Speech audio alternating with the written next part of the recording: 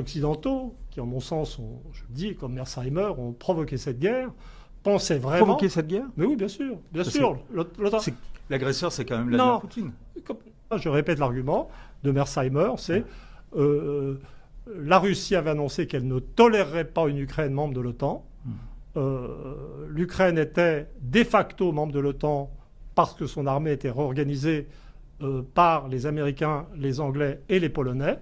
Et la Russie a fait une guerre préventive, ou fait une guerre de son point de vue préventive. Je crois que les Américains ont plus ou moins été dans la situation de provocateurs, donc provoquant cette guerre, poussant les Russes, les adossant et les forçant ça. Mais, parce qu'ils avaient, les néoconservateurs américains, travaillé avec l'hypothèse que la mécanique des sanctions allait détruire la Russie. Les Russes se pensaient suffisamment forts pour résister un peu aux sanctions. Mais ce qui s'est passé est tout à fait autre chose. C'est que la Russie a beaucoup mieux résisté aux sanctions qu'on l'imaginait.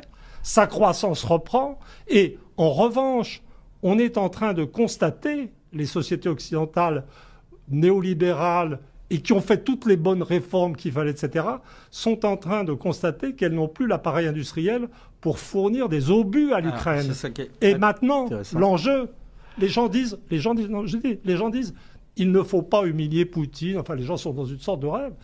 Depuis que la Chine a compris que la Russie avait de larges chances de s'en sortir et est en train d'entrer dans le jeu avec sa base industrielle, je veux dire, c'est l'OTAN qu'il s'agit d'abattre pour les Russes maintenant. Les gens n'ont pas compris le niveau des enjeux.